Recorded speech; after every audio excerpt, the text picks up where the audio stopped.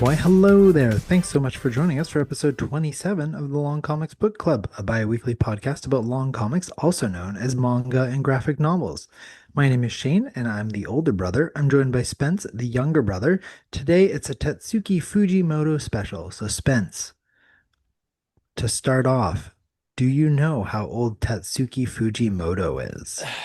That is a good question because he wrote what we were doing between the ages of 22 and 26, and that was all before Fire Punch. So that was clearly at least a decade ago. So I don't know, 40 or something like that. Not even close, but also something of a trick question. Fun fact to kick off the episode, Tatsuki Fujimoto is somewhere between the ages of 31 to 33, and nobody Really? knows. Yes. Well, I did know like nobody knows what he looks like. He has like this like heart shaped guy he uses to like be his avatar for himself. No one knows what he looks like. Yeah, so no one knows what Tatsuki Fujimoto looks like. No one knows how old he is, which is crazy. They know his birthday. It's in October, but it is Huh. unclear his exact age. God, he So, must have. Yeah. sources differ, which Wow. is pretty uncommon for someone of this notoriety. Uh, because Tatsuki Fujimoto, if you do not know, as Spence was just talking about, is a manga illustrator and author of Fire Punch, Chainsaw Man, and, like Spence said, the thing we are talking about today, Tatsuki Fujimoto before Chainsaw Man 22-26. Just the worst title of all time.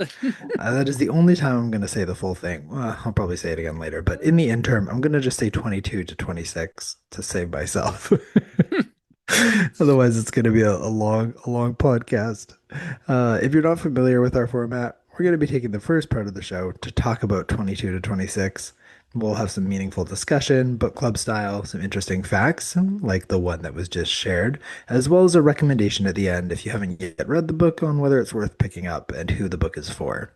And then for the second half of the show, we're going to talk a little bit about some other things related to Tatsuki Fujimoto. We're going to talk about the anime adaptation of 22 to 26, as well as his most recent release, technically, in animated form, which is Chainsaw Man Reze Arc, which is a film that came out just in, I want to say it was only in October, December, Yeah, somewhere in, or earlier in Japan, but yeah, the like North American release was like this last fall.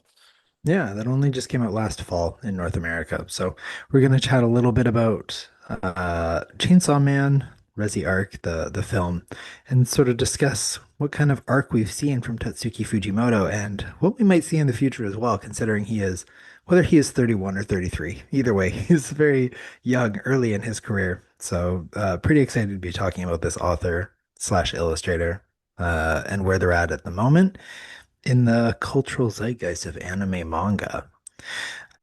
And of course, we will wrap up the show with Spence giving us the book for the next book club podcast, which will be coming out on January 31st as we approach the end of the month. Of course, a big thank you to Vesperia Manga and Comics for providing today's long comic, by which I mean thank you, Spence, owner and proprietor of Vesperia, online at VesperiaComics.com, physically located at 1925 West Broadway, Vancouver, British Columbia. And of course, if you're on VesperiaComics.com, go on over to one of our social channels, drop a follow on Instagram and Blue Sky at Long Comics Book Club, as well as follow our show on Spotify, Apple, YouTube, any or all of the above. And if you like the show, give us a rating. We're really excited to grow this year, and that kind of support and feedback means the world to us.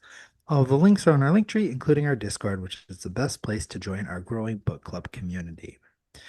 So, we are going to get right into talking about our book club book, Tatsuki Fujimoto Before Chainsaw Man 22-26. That'll Spence. be the last time you'll say it. Yeah, I'll probably say it a few more times because I do want to make sure people understand that is legitimately the title. I just can't get over it. I've been complaining about it on Instagram while promoting this episode, and we'll continue to complain about it. And when we talk about titles, but Spence, why did you, of Tatsuki Fujimoto's repertoire, why was this the one that you selected for conversation today?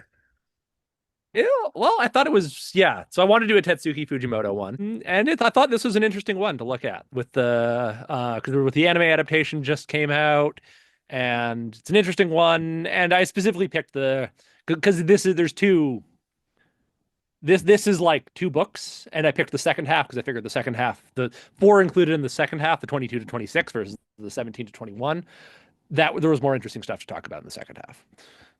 Hmm. Yeah, that's fun that it is a callback to our very first episode of the podcast and of last year with Goodbye Eri. Coming back to Tetsuki full circle. And I guess maybe next year we'll do the first half of this. Probably by then he'll have released something else. Who knows? Well, I don't know. Uh, Well, there's also always look back as well, which is the other one. hmm. Okay, well then maybe we'll look back in the Yes. future. Look back, look back to look back. Exactly. That's pretty funny. So if you're not familiar with 22 to 26, so this is four stories. It's an anthology. They're not related at all, No. but these are four short stories that Tatsuki Fujimoto wrote between the ages of 22 to 26. And they're compiled together in this volume. Yeah, which Um, actually I just looked up. So because that the numbers was like weird to learn how young he is. The last two were actually written after he'd already started Fire Punch. hmm. Yeah, it's interesting how they and just like Goodbye Eri was written during Chainsaw Man. Yeah, well, it Uh, was written there was a hiatus for Chainsaw Man, and it was written in during that hiatus. So this Tetsuki Fujimoto just doesn't really slow down. He just Yes. keeps on pumping Well, out, keep on going. a point I will probably bring up a lot of time, and I think is very clear after reading this. Tatsuki Fujimoto is a crazy person. That is, Like the fact that that includes like him writing a lot doesn't surprise me. Like him mhm. putting out a huge amount of yeah work that doesn't surprise me. Yeah, this dude's a little bit off the rails. I don't think that. So we'll get into the stories, but I think we'll talk a lot about Tetsuki Fujimoto just as an illustrator author.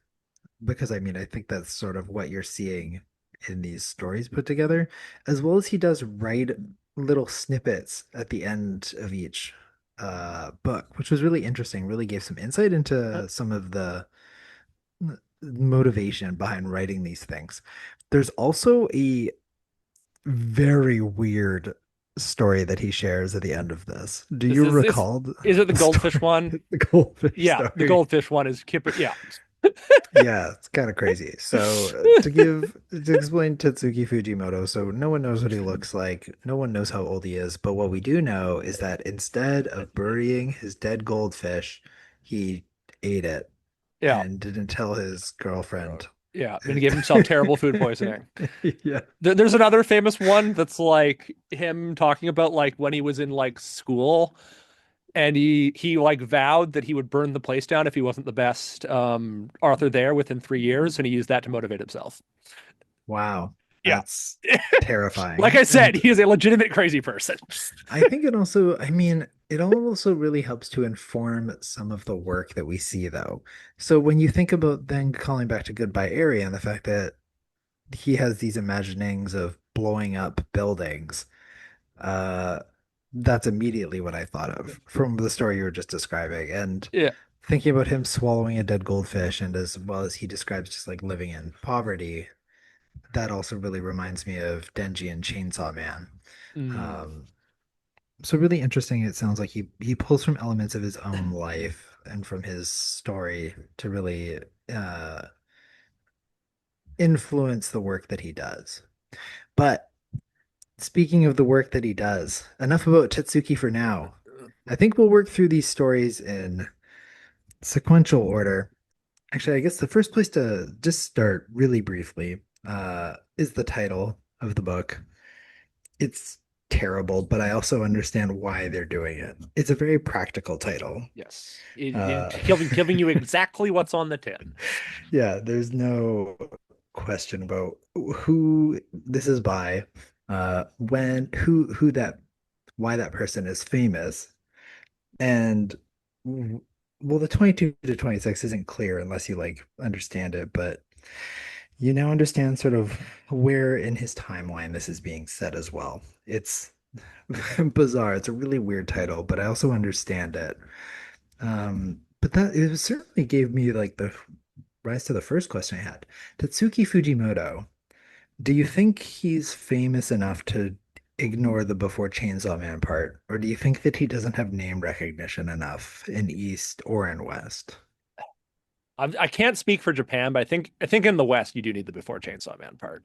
Like he is the biggest name in one of well, the biggest new name. Obviously, there's older guys who are way more famous than him, but like the most famous person in the last decade, most famous mangaka in the last decade, unquestionably. Most people still don't know who he is. Most people would know him as the Chainsaw Man guy. Yeah. Man, that's quite the accolade that you think he's the biggest. What did you say? A mangaka? What is that? Mangaka. Yeah, that's just the Japanese word for manga author. Oh, I didn't know that. Cool. So you think Learning. he's the most fit? Is this going to be a hot take? Honestly, not really for the like last decade. Not really, because obviously Well, there's like Akira Toriyama or Kanto Miura or all the I guess both those people are dead. But there's a lot of famous old ones. But like new hmm, up and comers, hmm, like what's his name, like Genji or whatever, the guy who the Jujutsu Kaisen guy is also like a big new name, but he's hmm. still not. I think Tatsuki Fujimoto is still the more famous name. I think a big Interesting. part of it too is him having two like Chainsaw Man's his most famous one, but the fact Fire Punch exists Hmm. gives him like an extra little bump because it's like it's not just the Fire Punch, it's not just the Chainsaw Man guy. It's like he has multiple works to draw from, so you can't just remember him as just the X guy. You know what I mean? Hmm. Interesting. And considering he is young in his career, do you think that, because I don't know, I can't think of any mangaka in the West who I think would just sort of be easily culturally known. Because like I guess it's not fair, but everyone knows Miyazaki and Kurosawa. These are two Yes. filmmakers that you hear that and you're like, oh, I know who that is. I know what their films are. Is there a manga author that I'm just forgetting about? Yeah. Akira Toriyama is the answer. The Dragon Ball creator. Got it. Okay. Yeah. I did Yeah. not. I Yeah. wasn't who said it, But but like he's the one because so he died recently. But that's right. in addition to Dragon Ball, he did like an insane amount of like he was also like the lead artist on Dragon Quest. Right. So he did a ton of stuff. And then I guess the other even older is Ozumika Tezuka, the Astro Boy guy, the guy who basically invented manga. Hmm. Like Okay. manga style all grew from Ozumika Tezuka's. Yeah. Right. So I guess if I'm you sure sort I of are aware of absolutely the butchered his space, you name know there. those. That's okay. I mean, the fact that you can just recall those, that's impressive enough. But Yeah.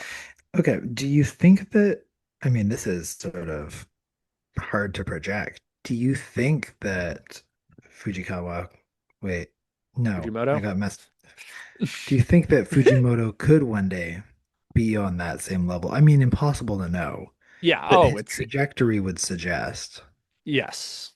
It's just all if he just keeps it up. So people think Chainsaw Man's like kind of running its like we don't have that much longer Chainsaw Man left. Hmm. So if Chainsaw Man finishes and he's got something else after that that's like just as crazy, then yeah, I actually Hmm. think a good chance. But like you never know with manga authors. Like name draws a blank. The Naruto guy, the thing he made after Naruto was just a massive flop. It was called like Samurai 7 or something like that. Hmm.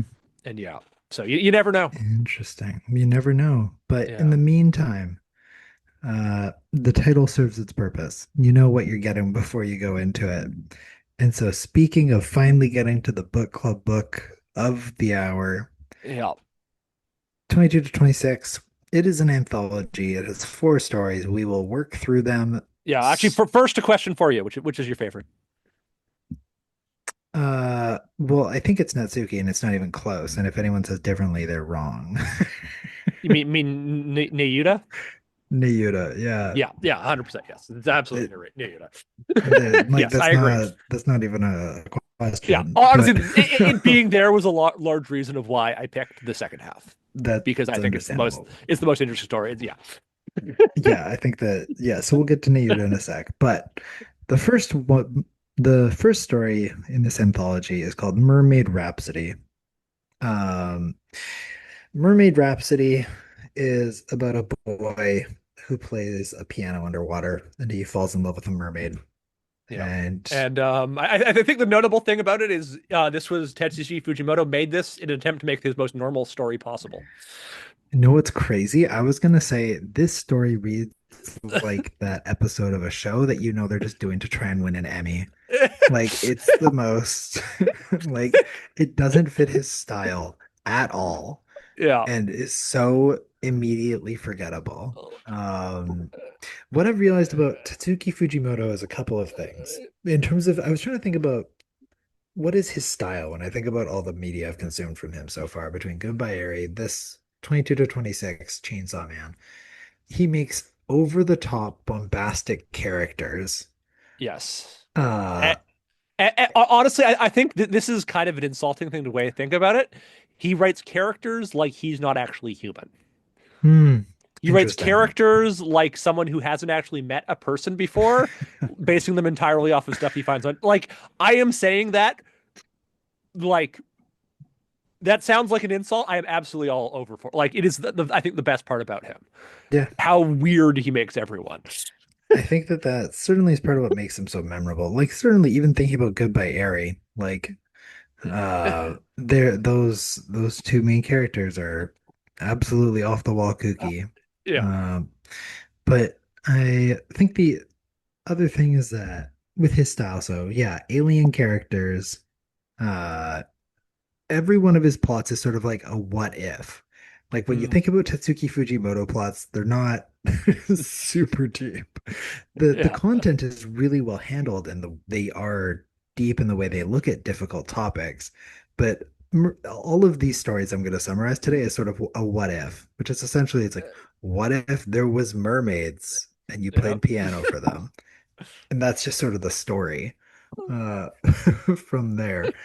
Um and then the other thing with him, I think it's that he is willing to deal with difficult topics in a very interesting way Yeah. and a That's a fair. non-conventional way for normalized media. Yes. He has in the best way, like he really doesn't have like a filter. He will write about anything. No matter how Yeah. dark, depressing, whatever the topic is, he doesn't care. He'll like write it and he'll have his like previously mentioned alien style characters interacting with it. And I think it actually works really Mhm. well. Yeah. Which is certainly like, oh man, we're gonna keep coming back to Goodbye Area, but like that's a really, in terms around like suicide and loss and grief, incredible exploration of that. Mermaid Rhapsody. I mean, what Yeah. do we have to say about Mermaid Rhapsody? It's yeah. I think also it's an example of like this is him trying to be normal and it still doesn't like it's It's still still so not normal. weird. It's not that well. It's weird in terms of like it's weird with how normal it feels. It feels. I guess it felt weird at the end when this kid just has like a harem of mermaids. I was like, Yeah. oh, all right, Sure. sure, whatever. Yeah. What was your take on Mermaid Rhapsody? Was there anything? Did you enjoy reading it? Is it a? It's it's fine. Like none of them are like long enough to ever get like Mhm. angry about them. So like Mm, it's a little boring. It's a little weird. It's yeah. This yeah, is it's the least interesting one of the four that we're going to be talking about today. by far. Yeah, Mermaid Rhapsody has is fine. It's extremely inoffensive. It's immediately forgettable. It Yeah. has one cool visual image is sort of like what he's really banking on, which is playing a piano underwater, Yeah. which is a cool visual image, but that's not really Yeah. enough to carry. But Yeah. like you said, these are short stories, short, Yeah. short. So I'm sure he doesn't need me to tell him this, but when you're finished with Chainsaw Man, don't make like a high school romance, please. yeah, yeah, I'm sure he's probably realized that by now. Okay, enough with Mermaid Rhapsody. We've talked about it for longer than it is probably at this point. Yeah. To be fair, I think that's going to be the Yeah, case of all four of you're them. not They're reading this not book for long. Mermaid Rhapsody. Yeah, that's true. But this one also just doesn't have a lot of depth, as opposed Yeah. to the second one. Oh, Woke I'm up, gonna get the name of woke this up wrong. as a, yeah, woke up as a girl syndrome. Yeah, woke up as a girl syndrome. Yeah, I think that was yeah, that was the second one. Yeah. Boy, if you're curious about what that one's about, it's Names got on it the right in the tin. title. Main Yeah. character wakes up as a girl and he has woke up. This is just a thing in this world. Woke up with a girl syndrome's the thing, and now he's a girl. Yep. Yep. And So the most interesting thing about this is the interesting take on gender is a huge part of Fire Punch. hmm, So this is a thing that he can like keeps going with. hmm. Interesting. So this is before Fire Punch This or one's during basically Fire like Punch? during like right at the same like this one came based on the years when I looked up, this came out the same year Fire Punch started. So Hmm. Okay, so he probably wrote this before. That is yeah. really interesting. Because what I'm certainly finding, and we'll talk about this with Nayuda in a second, but these certainly feel like these are sort of test cases for his larger works as he starts to explore themes that he'll then get into further in those longer pieces. Um, it's interesting to hear that how is it handled well in Fire Punch? Yes, I would say so. Like Okay. uh, a lot of people obviously this is just random people on the internet. Like random people on the internet have said like this is it finally Fire Punch is what made me finally understand like trans people. Like Wow. understand like how it works. Like one of the What characters in Fire Punch. Like understand what that experience could like yeah, gender just dysmorphia. like understand what people mean when they say it. Interesting. Yeah, not Yeah. be able, obviously not be able to fully understand that Y- experience, but be able to Yeah, like sympathize better. sympathize. Not necessarily empathize, but Yeah, but sympathize. Okay. like just like understand the mindset that someone would be in to like realize that like their birth gender is not their birth sex is not their gender they actually were meant to be with. That kind of thing. Hmm. Wow. Okay. Well, I've been interested in getting into Fire Punch, and if there's ever been a This is gonna be a Fire Punch is really good. It's also really dark. yeah, that's Really dark. that's fun. I'll get there eventually. Okay, but good to hear that it handles at least uh gender conversations well. Yeah. I I don't know if this one does. This one's a weird one. Yes. Um, because it simultaneously does but doesn't. Um, I think this is the one where the Tatsuki Fujimoto alien characters hurts it the most. hmm, yeah, I could see that. Yeah, the way the main protagonist and their girlfriend interact is really weird. Yeah. And the way the things they say to each other are super strange, and it's confusing because it feels like he knows that he should be tactful about it. Like he even talks about sex reassignment surgery in this manga, Yes. but he then also very much reinforces gender stereotypes around like crying like a girl and if you're a man, go after her. If you're a girl, stay here and cry at the end. And like, it's a weird one. It's Yeah, a it's really weird one to sort of be like, is this? I don't think that's handled with the appropriate amount of care that it deserves. And it felt like a missed opportunity to have a better conversation around this idea. hmm. What about how does it sort of sit with you or Yeah, like I think that's a fair like I think so. I think the lack of tact is a large part. Like the once again going back to the Tetsuki Fujimoto alien people, like they're just the kind of people. Like it's kind of like a thing of his to have his characters just like randomly yell out what they're thinking, like at the Hmm. equivalent of like at the top of their lungs, and it definitely removes the tact. But like I think a part of that kind of works with this, but also kind of like It's a weird it's a hard one because it's one of the most interesting things that I was gonna praise it for as I was reading it initially was the way that man, I should probably know the character's name. oh, Um, Toshide. Toshide. And Toshi? Tosh Toshide is uh the woke up as a girl, and Ri is his girlfriend. right. Uh, her girlfriend. Well, At the Unclear. end, he's all like, "I am a man." So Yeah.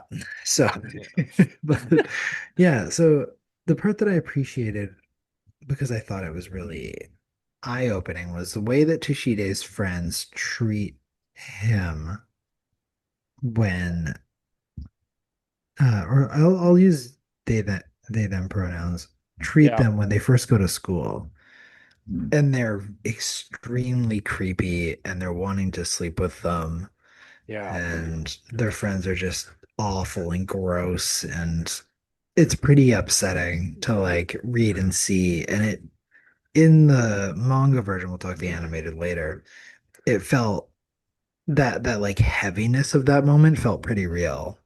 yeah, And I think that it did a really good job of illustrating just sort of that fear and that reality that can be for women, uh, which I thought was well handled and really upsetting.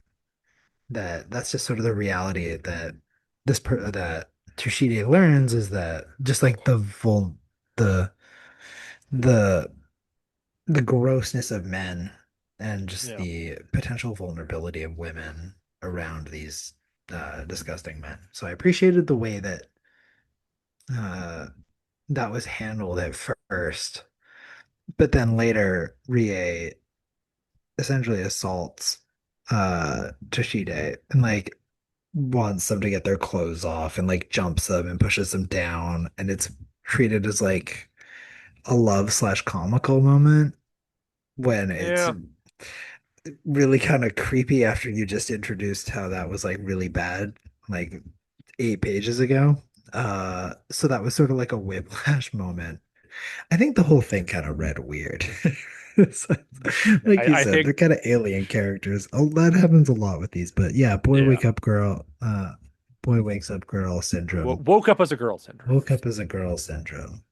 Um, yeah, no, again, another weird one. Um, and not as deftly handled as it should have been, but if it gave if it taught Fujimoto something to be able to more appropriately handle this content in what would have been a more widely seen thing. Yeah. I maybe he learned from this experience and received helpful feedback from community members about how Maybe to he's do just it. crazy. Like maybe it just was like him finally being able to articulate it better. Took him, Yeah, exactly. you Just know. had to go through it first. Yeah, Yeah. could be. But yeah, that the boy wakes up girl syndrome is an Yeah. So interesting on to the one. next one though. Yeah. So the big one, if you're Yeah. picking up 22 to 26, the Yeah. reason you're doing that is for the third story. Yeah. The one that's on the cover. Yeah, which is it called Neuda? It's Neuda of the Prophecy. Yeah, Neuda of the Prophecy, which is about a little demon girl who is supposed to bring about the end of the world and her older brother who wants to protect her because he believes that she won't end the world. Yeah. And And she's his little sister and he needs to protect his family. yeah, exactly. Uh, man, when you're looking for a short story, this is what you're going for. This is capturing an arc that's believable and interesting for both the the main male lead, whose name again, I'm gonna keep on forgetting these characters' Oh, names. okay. Kenji. Yeah, like Kenji has an arc as well as Nayuta has an arc, and to be Yeah. able to do that in a short story is not easy. No. And that they're both really good arcs as well. Yes. And then also doing that, also like setting up a world in that short amount of time, like a very well fleshed out world of like prophecy and all that. Hmm. Yeah. It really is. It has depth to it, which is really great and has one of my favorite visual images as well, which is all the cows stabbed with Mm. swords floating through the air The in cow front of the moon. whales, too, are The like the cow random whales. things that all the animals are like double animals. Yeah, that's Avatar style. Yeah. Uh, yeah, I thought it was really great characters. The visual image, like we haven't talked about the art style yet. Tatsuki Fujimoto has I wouldn't say it's a distinct art style, but I'd, I'd um, say it's pretty distinct. Like you can take one look at it and be like, "Yep, I know that guy." I know that guy. Yeah, Yeah, it's very realism based. There's no like weird proportions on anything, and really clear. Yeah, it doesn't look like sketched at all. It's like very clear cut lines. yeah, yeah, and like Um, real thick line work and stuff. Like, yeah, mhm. And yeah, and this one is really highlighted when you just have dead animals and yeah, uh really interesting. One of the really interesting things is the swords I just mentioned, that they're really shown as just like transitioning through physical spaces, yeah, which super interesting, super unusual. To just sort of have sword edges become jutting out of the ground, instead of clearly through or cutting through. So I appreciated that kind of artistic exploration. But yeah, what a what a great little story. Uh, yeah. where you Helps. have Nayuta's absolutely adorable throughout the entire thing. yeah, she Like, sure is, and she is this, also like we were just talking about inspiration for his other work. yeah. Very clearly, this inspired Chainsaw Man to some degree. In two different characters too. Oh yeah, Like, Denji and Kenji. yeah, yeah. Also more to the point, like Power's the one you know, but Yeah. there's another character from part two that's even closer to her. Wait, part two. What's part two? So Chainsaw Man has like the first 11 chapters are part one, and then after that's part two. Oh, gotcha, Or gotcha, first gotcha. 11 volumes are part one, and then part yeah, Gotcha. Okay. yeah, Yeah, Power's the one I know who has the same horns as yeah. Nayuta, as well as the same eyes as well, I believe. Or maybe not the same eye, but the same idea about the eyes, where Nayuta's eyes are circles, which is more reminiscent, I guess, of like Makima in Yeah. Chainsaw Man. But the idea about like the demons and like not being able to communicate in Yeah, conventional yeah. The fact ways she and could communicates entirely in like how death, do you even murder, yeah yeah chainsaw. murder yeah rah, rah, rah. Yeah, until eventually she learns how to write at the end, and oh, it's adorable. Yeah, which Holding up her little signs, it's so good. the emotional devastation when she held up the sign that said "I'm sorry" was not expected Yeah. from Oh this yeah. one. Yeah, that she's just this little alien creature who's trying to understand the world that she's been put in as this little demon. Yeah. Um, She worries her brother keeps feeding like not eating enough because he's feeding her, and then you learn him mhm. throwing all her throwing like she's like a cat throwing all the red dead animals at you Yeah. because yeah because you worried you're not eating enough.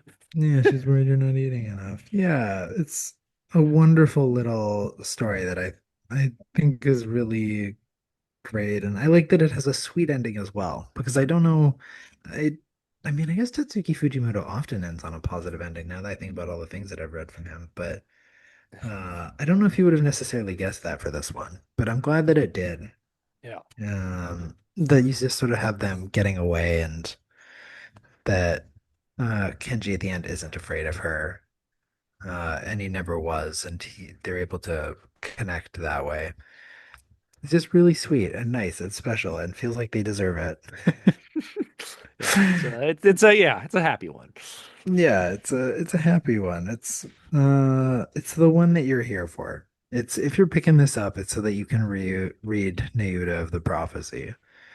Um, yeah, is there thinking about what we've looked at so far? So Mermaid Rhapsody, maybe it's kind of about loss, arguably. Uh, Um, it's but like it's a high school romance. it's a nothing. Tatsuki Okay. Fujimoto's attempt to do romance, I guess? Question mark. Yeah.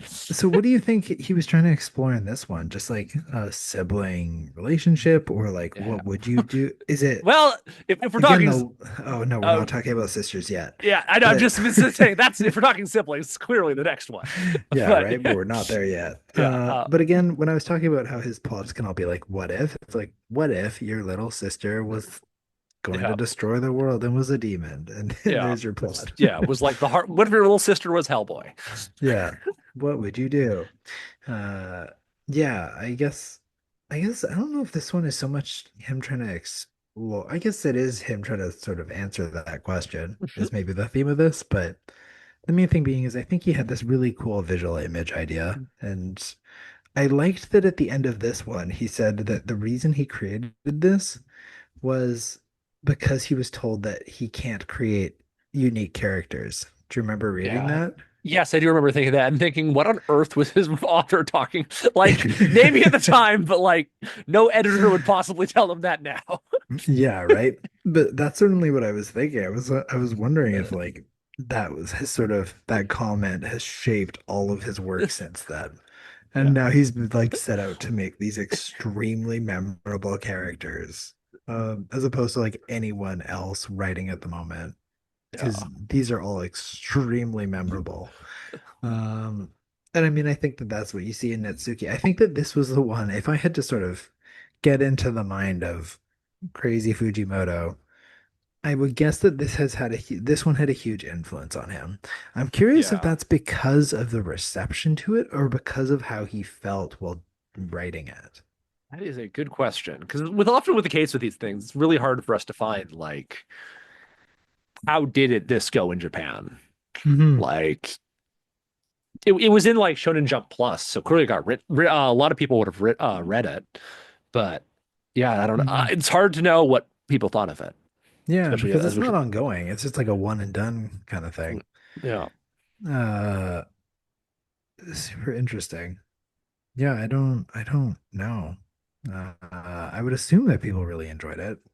But I mean, I think that's, if anything, that's just all the more proof that it must have had a really meaningful impact for Fujimoto.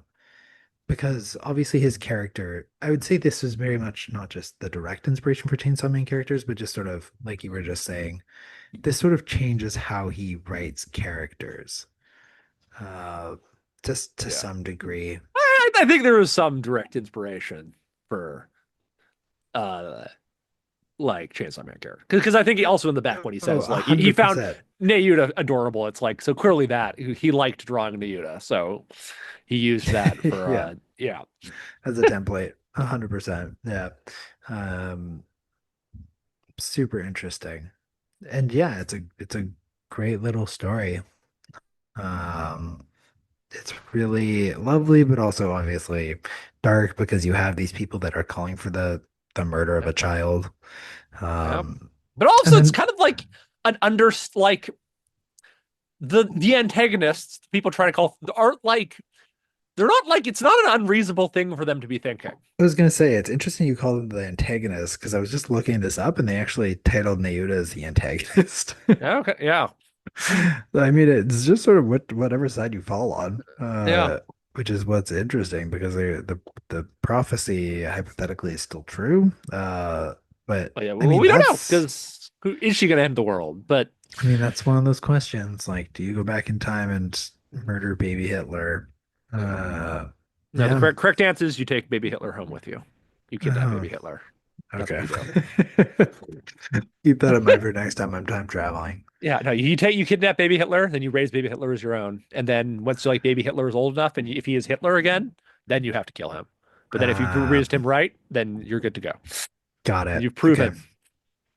Nature Yeah, versus nurture. yeah, That's how we exactly. solve it. Yeah, Okay. Good to know that that can be the test case to navigate it. Uh, why wild. But yeah, it's interesting as well that question of like fate and prophecy and whether it is justified.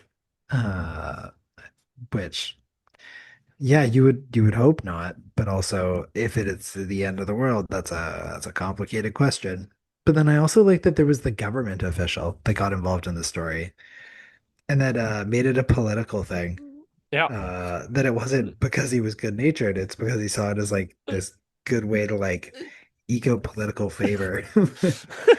Which is I loved that as a little throw in, Yeah. just sort of like a little bit of side. side eye at politicians. Yes, I have gotten the distinct feeling Fujimoto is not the biggest fan of politicians based on his work. Hey, Fujimoto, same. I thought that was a great inclusion. Yeah. Just to have this lecherous person who's just there trying to take advantage of the situation.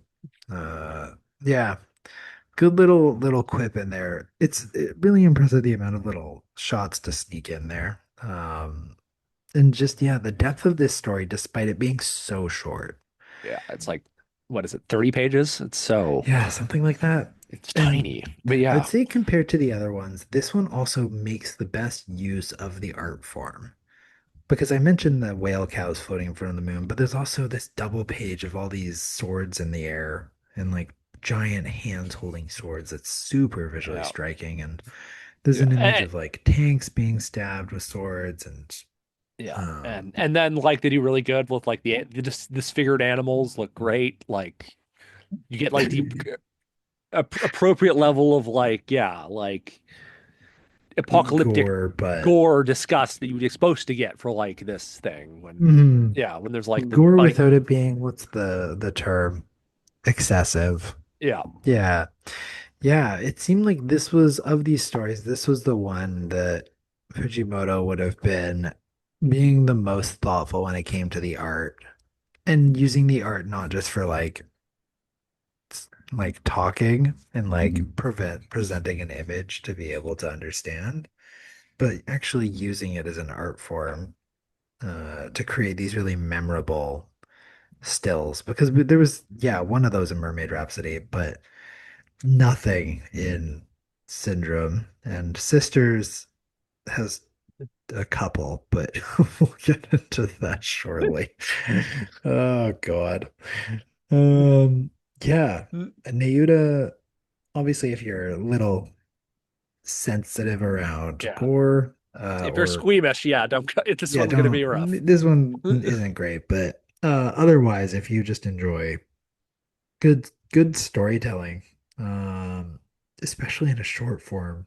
This is a cool one to check out for sure. Native of the Prophecy is the reason to read this book. So, moving into the last one of the four Sisters. sisters. Yeah, it's just So called Sisters. let's yeah, it doesn't so what if see is that again all of these What if your sister for art school did a nude portrait of you and it was like the best, it like won the project and got hung up everywhere. yeah, right. I mean, I think that the even shorter form is essentially what if there was a nude portrait of you at the front of your school for a year? Yeah. Which Horrifying thought. interesting. Yeah, an interesting question, Fujimoto. What a wild thing to try and explore. Um, yeah, as someone not super deep into art, neither of us certainly. What are you talking? You were in specialized art classes in grade eight. Thank you very I was much. in one art class. That's true. How does this one sit with you, resonate with you? How were because I know So I think the art part doesn't resonate with me. The sibling part kind of hits really close to home between the two of us, with the two of us. hmm. I thought they handle like the sibling relationship surprisingly similar to ours. Okay. Uh, interesting. I mean, I guess I can see that. So, for those that haven't read it, the relationship essentially being that the little sister really wanted to follow in the footsteps of the older sister. Yeah. Um, But it's like a lot of the things they bring up about like following behind you and then the older sister sibling's always a little bit better than you because they've mm, been doing it for longer until you mm, finally hit that point and it's like what do you do there? I'm just yeah, yeah. yeah. Okay. Uh, yeah. I mean, I thought that was handled well. And is an interesting dynamic. Uh, and yeah, I guess that it is somewhat reflective of. our experience during high school as well. I think that's just what kind of happens when you have siblings who are of a similar age. Yeah. I think it's actually also the exact same age difference. There's two year age difference between them, same as us. There you go. Yeah. Yeah, because I guess you did fall. Well, you went a different direction than I did in high school, though. Yeah. Or I guess you did still emulate a lot of the same Yeah, things I did but with I like did a lot of stuff. Like I did like student council and stuff after you and stuff like that. hmm. Wow, Yeah. crazy. But then I guess it was just high school exclusive. Oh, but then at the end, and they say you can't get rid of them. Yeah, except that not that part. It stays still true as well. That's pretty funny. Yeah, I wonder. I assume that a lot of people this would resonate with them who have younger siblings. Um, Older siblings. Thing, siblings. right? Yeah, that have siblings. It resonates with me Um, because the other way around. right, of course. Which I think is does make it interesting. This is an interesting one. I don't hate sisters, despite like the weirdness of the concept. Yeah. I think I think that the extra weird part is like the weird like family photo thing that happens for two pages, and it's like, yeah, okay, sure. yeah, I think it's very interesting. I mean, I think it's just that nude art in general is interesting as a concept because ultimately shame and embarrassment around the nude form is something that is self-imposed. Uh, but that really it is just like the physical form. So that's super interesting. And I mean, I think everyone just sort of has different levels of comfort with that. Yeah. But I also Uh, think no one wants their own a portrait of themselves naked in high school hanging up for everyone to see. So, well, apparently the older sister doesn't this though. yeah, But well, the eventually, at the end. yeah, it comes to terms with and takes ownership of. But I thought that that was really interesting the way they sort of like handled that because no one is creepy about it at all. No. Like the Yeah. all of the Well, like, students are like, "Oh, it's you," or yeah. like, "Oh, this looks And there's different like than you." that one part of her like writhing in her seat as everyone's talking about it. But they're not like the people aren't being creepy about it. They're being like just mentioning it. Yeah, exactly. So I thought that was I really liked that that Yeah. it really wasn't meant to be this creepy thing. It was just sort of like, oh, that's pretty wild, and that no one is weird about it. Um, because I think that is sort of like the art school point of view, uh, where it is supposed to be that it is it is a challenging like the visual representation of nude models is like a pretty fundamental part of art. That's sort of like Yes. one of the things that you kind of learn how you have to do. So, Yeah. Oh yeah. Well, mastering the human form is like one of the, if not the hardest part of art, and like the nude model is kind of the way to do all of that. yeah, or so we hear. I don't know. Yeah. I don't know. Yeah. From my grade 8 art class, Yeah. Which but I didn't even go that far. there you So go. Yeah, but how much did I pay attention to when like looking at Italian art galleries and yeah, stuff? Italian art galleries. Yeah, exactly. But I thought it was, yeah, I liked the way that that was handled because at first, the first time you see it, it is pretty yikes, jaw dropping. Like Yep. what this is super messed up and feels Yeah. exploitative. Yeah. And Um, for another fun fact, but so the in the original Japanese one, the first two pages were in color. oh yeah, I remember reading that. Yeah. Uh, So, because they like, so they do that like the front and the back of the magazine or mhm. whatever in color. So it was like the opening one or maybe the ending one. Yeah, interesting. All the more reason it would be sort of jaw dropping Yeah. and yikes. Um, but yeah, it is really interesting because I would have first pegged it as sort of being like uh very harassment and creepy and really messed up. But the fact that it changes because it's her sister is wild. Because if it was anyone other than her super, it's still super weird. But if it was anyone other than her sister, it's like pretty Yeah. dark and exploitative. But because it's specifically her sister, um, it's sort of it's still messed up, but it's sort of it's the only one that's not extremely dark. Mm, Like I legitimately can't think of a single other individual that it wouldn't feel extremely weird about having yeah, done that. yeah. A sibling of your own gender is like the literal only one it works for. Yeah, like any friend, no, stranger, extremely no, Parent, no. parent, extremely no. Uh, maybe a child? No, a child is still weird, Yeah, child's probably. but that's maybe the next But it doesn't closest. really work. But the high school half of it, like Yeah, part of this, big part of that doesn't is, really work, but yeah, so it doesn't really work in a high school situation. yeah. But it's so that I thought was super interesting, just sort of like pointing out one of those dynamics that can really only exist between siblings. You know, so relatable. Yeah, siblings. Yeah. Yeah, that's yeah. That so it's still weird. It's still exploitative, but there is certainly a different angle to it when it's a sibling.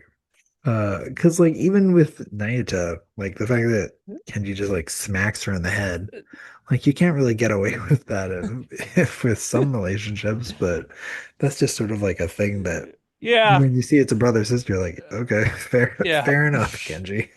And, I knew you kind of did need to get slapped in the head there. Just kind Yeah, of, she did need the bonk, but yeah, yeah, no one else would really be able to get away with it. But yeah, it makes this one super weird and weird, but also, yeah, really kind of challenging the reader, which I appreciated because I was talking before about like I like when how he handles challenging topics in a way that seems very tactful. I think was the word we used before, which it felt like that's what he was doing again with this, where um being really tactful around like nudity in art and the sibling relationship and yeah, I thought this one was good. I thought it was the most interesting of them. For sure it's the one that I was trying to like yeah. wrap my head Honestly, around the that's longest. a fair way of looking at it. Yeah, Nayuta the prophecy is the best one. This is the one, yeah, the most interesting one. The most there is to talk about. The most there is to think about. I also imagine this one must be the most controversial in terms of the way people would have reacted to it. Yeah, yeah, I assume so. Between these four for sure. Yeah. There's Yeah. a really weird one in the first four called like Sasaki stops a bullet that is Hmm. just so weird. Oh man. Okay. Interesting. Maybe in the future, but Yeah, I don't know. If we ever do the um, first four, they're yeah, because mm, none of the first four are as good as Nayuta. Like hmm. there's some fun ones, but yeah, Yeah, not the same. But yeah, and I thought it was really interesting so that it was painted because like what is your personal goal? I think was the yeah, prompt for the little sister. yeah. And so she painted her. Why do you think she painted her nude? That is a good. Is that because that's how you're supposed to art? Question mark. That's how you art. That's how you art. Maybe, yeah. Um, I wondered if part of it was that like she wanted her sister to be she wanted to connect with her sister. And like the nude form is so vulnerable, so she wanted her sister to be vulnerable again with her. Yeah. Um, yeah, it felt it felt genuine. I appreciated the way they also showed the sister, that it was so clear that there was no malicious intent behind it. And that it was always just that she wanted to be seen, right? Because it's like after when they first start talking again, and the older sister is like calling her a pervert and saying how gross Ugh. she is. Like the younger sister smiles and it's like, it's nice to talk to you again. It's like, oh, that's so sad. But Yeah. also like really endearing that, uh, yeah, that sort of even if it's in a negative way, she just wanted to be able to connect with her sister. Yeah. So I guess once we're going back to Tatsuki Fujimoto alien characters again. Yeah, these ones for Yeah. sure are alien characters. Yeah, Boy, what a weird one. Yeah, I mean, also a lot of it will then have to do when you're reading this with your comfort around like nudity, uh, because it's very clearly on display in this one when I was Oh talking about yeah, not stark censored at visual all. imagery. Nope, no, it's not. Um, which man, Fujimoto taking swings, taking big swings. Yeah, and then I really respected the end where the older sister does paint herself in the nude and get that put up. No, But the very different pose that was sort of more like taking ownership of it, no. and more like a powerful pose. Yeah, wild. What a wild story. How Yep. who thinks of these things? Tatsuki Fujimoto, Suki legitimate food. crazy person. Yeah, that's for sure. But yeah. I think I already made the joke at one point, like many podcasts ago, about how like the planet where Neil Breen and Tommy Wiseau are, Mm, about like the aliens that like don't really understand humans but love our movies, and they every so often yeah. they come and make our movies. Tatsuki Fujimoto's from that planet, but he like decided to write manga rather than But make he decided movies. to go down manga. That's pretty funny. Yeah, certainly seems like it with this one especially. Uh, but it is an interesting one. So when looking at these four stories, I would say it's pretty clear to be that it's essentially if you're picking this up, it's because you want to check out Nayuta of the Prophecy, or you're interested in Sisters because it's that one's just really interesting. There's Yeah. a lot of interesting stuff going on in that short story. Again, it being very short, but it's seemingly like the one where he's being really intentional with some of the imagery he's putting out there, clearly, as well as a more interesting story as well. I also wonder if he has a sister, because apparently when he posted on Twitter, I think once it was under a pseudonym as his own little sister. So That's an entire other thing that I'm not entirely sure of. That like he had, it was like a pseudonym that was like almost gonna get sued by his editor or something until he came out. There was like there's a lot legitimate there's crazy a lot person. going on with this guy. Okay. Yeah. But yeah, looking at this collection as a whole, uh, um, I don't know if I would recommend the whole collection to somebody. I think it's really interesting if someone wants to sort of, if someone really enjoys Tatsuki Fujimoto's later work and is curious about some of his earlier stuff that very well could have informed it. I think this is really interesting Yeah. to share and There's definitely some see. like meta value to it. Like even Hmm. outside of their stories, seeing the early work of a famous any kind of famous creative, it often is like enlightening in its own way. And I think that's very Hmm. much the case here. Yeah, I really appreciate this being put together as a collection for that reason. Yeah. I think it's really cool and really interesting because of that. Uh, and if you can only pick up one, check out Nayuta. That's the one that you want to check out. That's the cool one. Yeah. But yeah, that Sisters is not going to be for everybody, and it's a trip that one. Yeah, overall anthology uh, just a heads up.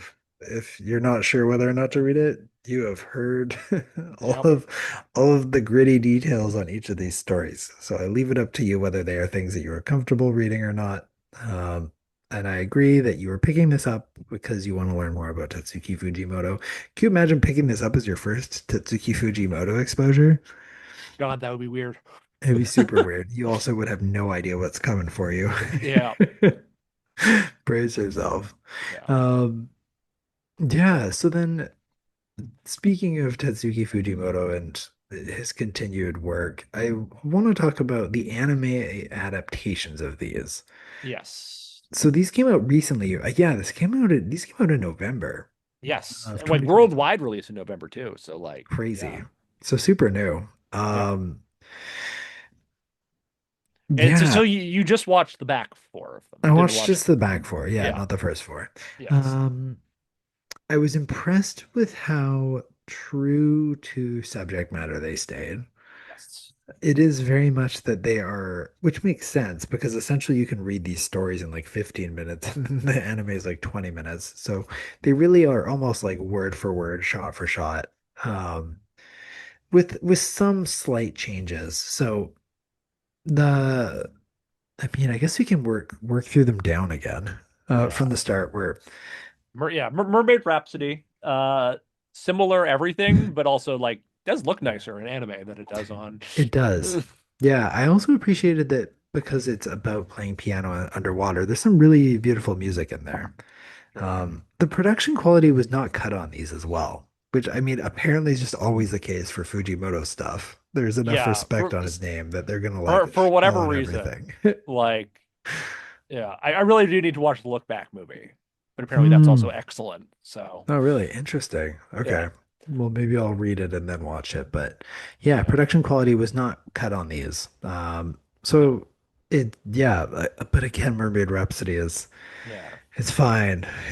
yeah. It's, And then well, it's like, it and then looks nice. It sounds nice, they got but like PA Works, like they're done by different studios. Like so, PA Works did Sisters, so like hmm. they went hardcore on, yeah, Great. I think that's important for, I think that the Fujimoto deserves to have art that is reflective of his storytelling.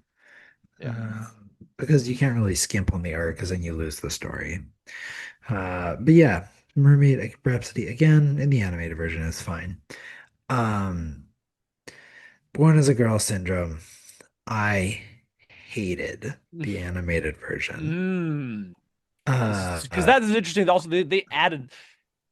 Correct me if I'm wrong. The like mhm, aggressively 2000s of ness was not in the manga, to my knowledge. nope, no. So Born as a Girl, I didn't think was handled well in the manga. I thought it was atrocious in the anime. Hmm. Um, so joked about, so over the top, just absolute lack of seriousness in any capacity. Yeah, I hated this one strongly. Yeah. Okay. Yeah. I thought it was a massive downgrade and would not, I would discourage anyone from watching it. Because yeah, it handles what should be done with tact in terms of like dealing with gender identity. And just kind of makes a joke out of it because of Yeah. the goofy art style, which I did not Okay. appreciate. So Fair. Fair. yeah, boo. But Nayuda, Yeah. uh, Naoto looks great and looks great as a manga. It looks also great as an anime. yeah, unsurprising. They Yeah.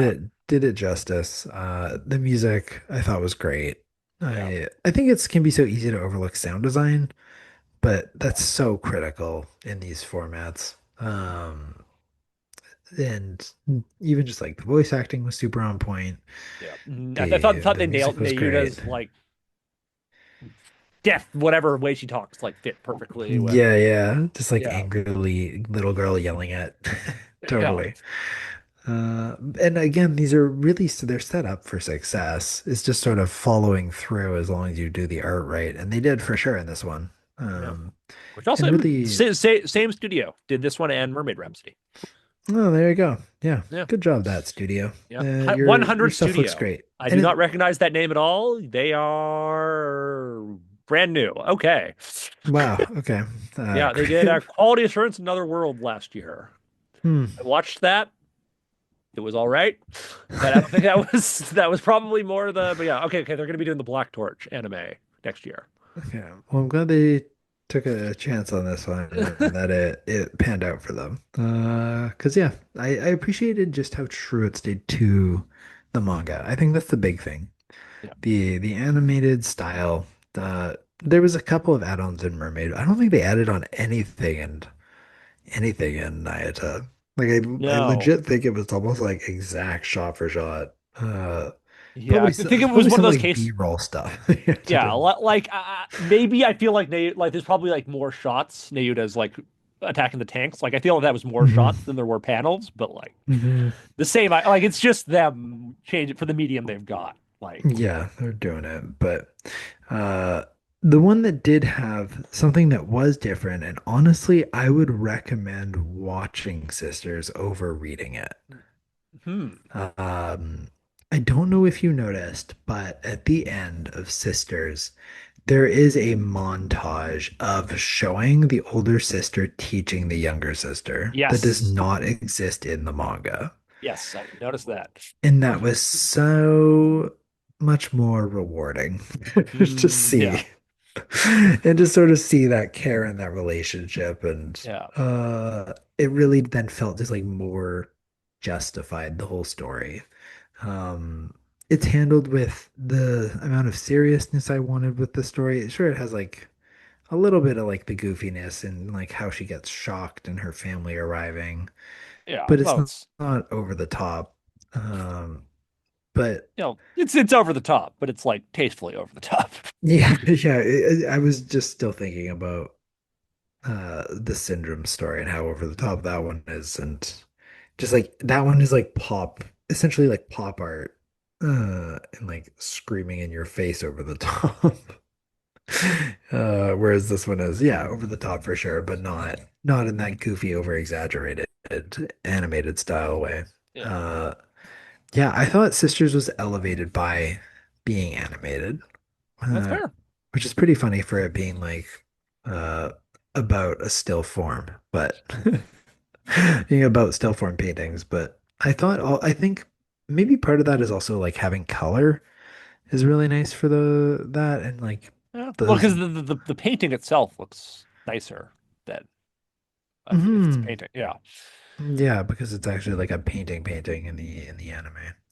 Um, yeah, I thought that Sisters was handled really well in the anime, and I thought that I know that also they then get to use like the music to call like to like create the swell of emotion. So Yeah. You're being manipulated by the music, man. yeah, exactly. They're getting me that way.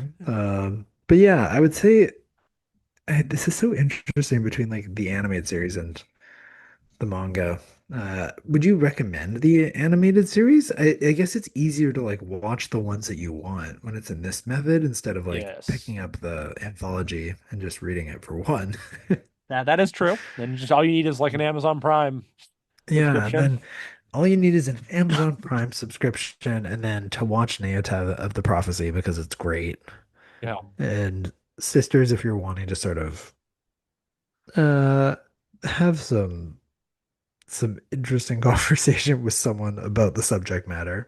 Yeah. And then you can also watch Shikaku, which is the best one from the Mm, first four. interesting. Okay, right. Man, just teasing this one. Yeah. Yeah.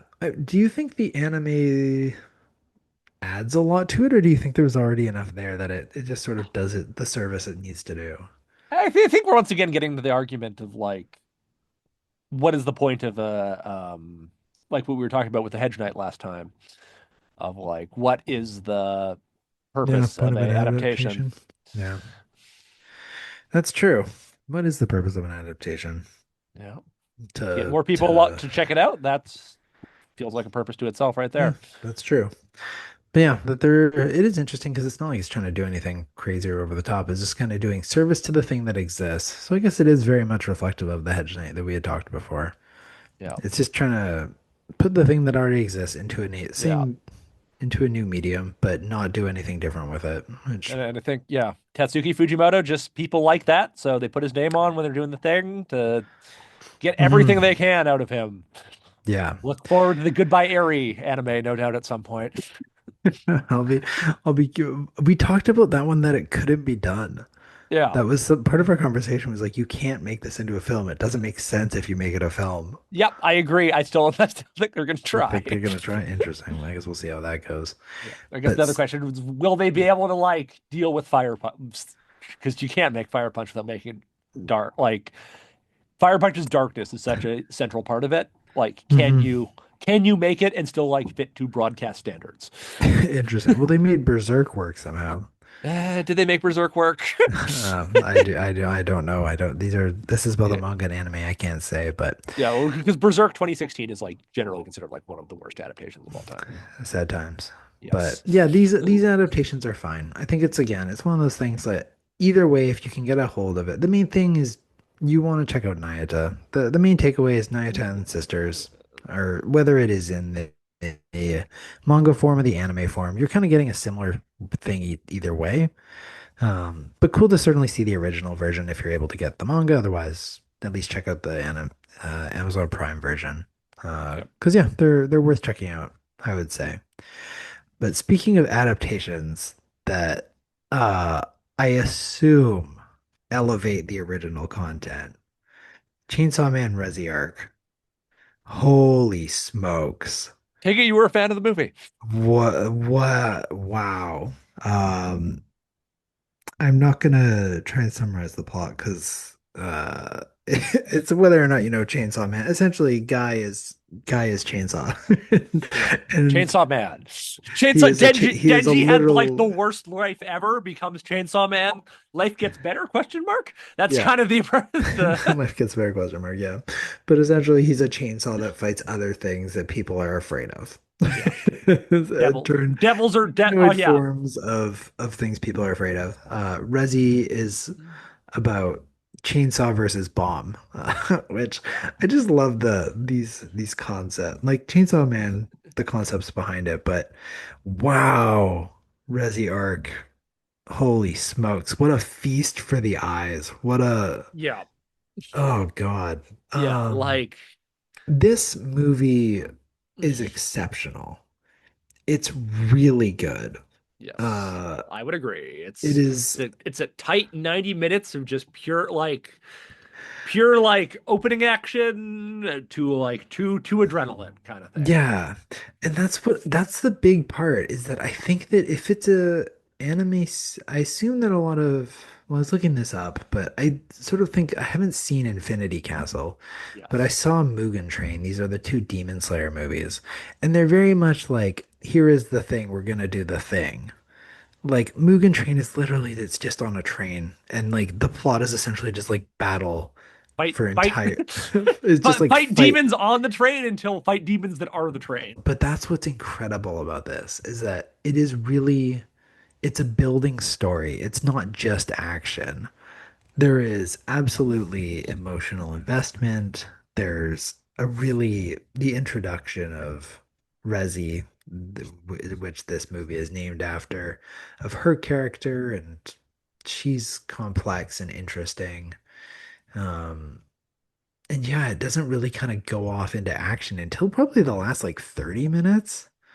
I think it's like yeah, it's something. It's like it's Yeah, maybe 45, somewhere in 45. that ballpark. But Yeah, like a when little it after the halfway does, point. oh my God, the art. Yeah. Oh, the visual imagery, the way the action is done is so visually stunning. Yes. It And is it's just like unreal. when Chainsaw Man's riding around on a shark through a typhoon. It's like, Oh yep. my God. Yeah. Yeah. Yeah, right. So incredible. Yeah, what an you do need to watch Chainsaw Man to understand what's happening. It's Yes, but to a lesser, which so I think that's inevitable. You're going to compare this to Infinity Castle because they were the two stuff. Both of them Mhm. came out like within a couple months of each other. The Yeah. two most popular anime movies, like basically, Infinity Castle like is just straight up the most popular anime movie of all time. Mhm. Um, Chainsaw Man's like one of like you like kind of the Ghibli movies and stuff. It's like the next one. Mhm. But yeah, they're like Infinity Castle makes like would be incomprehensible if you haven't Demon picked up Demon Slayer, yeah. Demon Slayer. This one I feel like you can kind of Yeah, I think you can kind of piece it together. That's what I so appreciated is that you didn't really have to know where they were in the plot. Like it helps with knowing like that uh the guy has like the future devil. And like there's yes. elements for sure that can help inform it, but Yeah. that And it's like Makima would be a very confusing character if you were basing it entirely off of this movie. I mean, but she's a very confusing character anyways. That's So true. But like you'd be like, what is who is the why is she evil? But well, I guess that's all you're doing I with mean, like that's all Makima. that's still That's the just question. Makima. Yeah. Okay, So fair. really, yeah. So I mean, I really liked it. It's like I didn't fully remember season one of Chainsaw, but I didn't have to because I just need to because this stands alone, which I thought Yes. was great. It's a tight story that starts, it's its own thing, and then it ends cleanly as well. Um, and it is. visually wonderful. Um, if you are a fan of Chainsaw, you're gonna watch this. If you haven't seen Chainsaw Man, it is not for everybody. Nope. But but it is, Remember all those stuff we talked about, gore and darkness and all that? yeah, and Chainsaw sort of Man's like got all of it pushing in the edge spades. and alien characters. Yeah. Yeah, boy. The characters in Chainsaw Man are probably some of my favorite characters in any anime I've seen. Oh yeah. They're unreal, and all of them are so memorable and like so great. I love Chainsaw Man, and there's a reason that they throw Chainsaw Man on the as part of the title of Tatsuki Fujimoto before Chainsaw Man, because it's one of those series that uh, this is something else I was going to ask. Do you think it is going to have has it had, or is it going to have a lasting impact on the culture of anime or manga? That is a very good question. Is something even able to do that anymore? Yeah, well, that's Because the thing. you Because already yeah, mentioned Astro Boy and Dragon Ball, and those two were absolutely critical in shaping the manga and anime landscape that we know now. yeah. Well, because once again, I think we're getting back. We've had this conversation, the death of monoculture. Yep. So because even then, it's like with all the Astro Boys and Dragon Ball, Demon Slayers outsold both of them.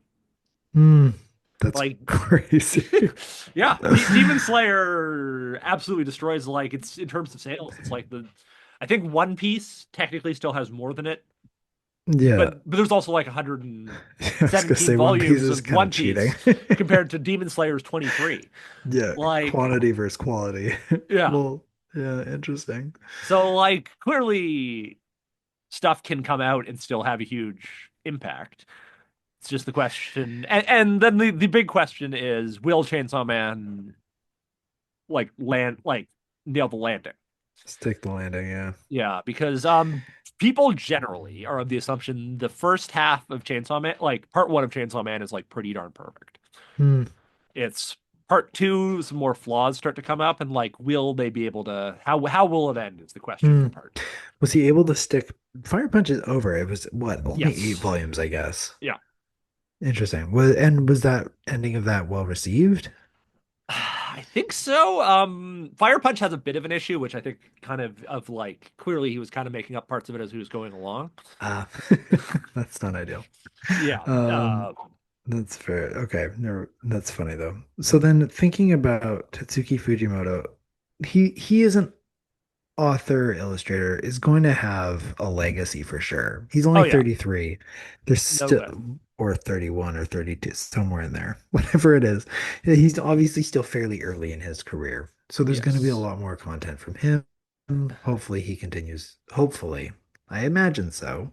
It Yeah. seems like he has a lot of demons he has to exercise. Yes. Which I was just thinking, like, so either if he keeps going and he like creates a ton of work, that'll make him famous. And then on the alternate side, if he also like tries ramping his motorcycle off of a bus or something and like crashes and kills himself, he'll also have a huge legacy behind him because like he'll Mm, be like the what he could have been. So I think yeah. the only way he like falls behind is if he starts making terrible work, Hmm. like he starts creating mediocre work after he Well, finishes let's Chainsaw hope Man, not. which I don't think is going to happen. So I do think Mhm. he'll have some kind of legacy. Some kind of legacy. And yeah, I guess it is that we're just in a state now where there's just so much media and diversity in media that you can't really have a direct, meaningful impact that changes the landscape of the way things are done. Just because it feels like everything is being done in some capacity at this point. Yeah. Um, Well, there's just so much out there that yeah. So yeah. it's sort of like The days of everyone the days of the streets being empty because the Seinfeld finale was on is just not a thing anymore. yeah, that's true. Yeah, which is my only hope is that hopefully it inspires others to do good work because clearly Fujimoto is doing great stuff. Really interesting character work, really great at addressing of challenging themes. and just top quality content to consume. Way to go, Tatsuki Fujimoto. You're you're crushing it. Um, yeah, love love Fujimoto stuff. Keen Yeah. to be able to see what he's coming out with next as well. Okay. Well, I guess we're gonna have to do look back soon at some point. At some point, we'll come back around to it, but not our next episode, Yes. because instead, wrapping up our conversation around Tatsuki Fujimoto, we have talked about him for ages at this point. Yeah. I feel like I feel like this is gonna be our longest episode. It's yeah, it certainly is. I'm gonna have to cut something somewhere. So instead, we are gonna head into our next episode. So Spence, we're moving into graphic novels. So what do the fine folks and I at home get to look forward to reading next? So yeah, back to graphic novels. I think it's finally time to finish the Trinity. We've done Superman, we've done Batman. Let's get some Wonder Woman, and then in the same time, let's get back into the Absolute Universe. Let's go do Absolute Wonder Woman: The Last Amazon. Yeah, excellent. Sounds great. And that's an easy one to remember and to say. Absolute Wonder Woman. I loved Absolute Batman. It was my one of my top five things that we read last year. I'm keen to get back into it. Yeah, I guess hitting the top three DC characters. Yeah, the Trinity, as they're called. The Trinity. How exciting. Yeah, Absolute Wonder Woman. yes, Great. by Well, Kelly Thompson. Uh, excellent. So, Absolute Wonder Woman will be Yep. our next read. And so, of course, you can pick that up at VesperiaComics.com or order it for delivery with Canada-wide shipping if you live in Canada. Otherwise, check out a comic store near you, borrow the book from a friend. It's not going to be at your local library. So, And it's been around. The first volume came out not that long. Oh, yeah, you might get lucky. you never know. Maybe worth checking out. But that's it for episode 27 of the Long Comics Book Club.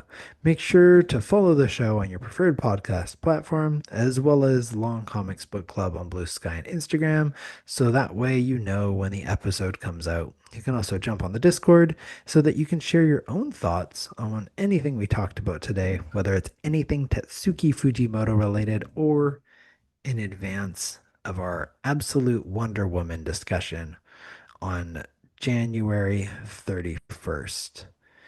It has been a wonderful time chatting. I'm exhausted, but I will re energize and be back on the airwaves with you in a couple of weeks. We Yeah. will talk to you then. Bye bye.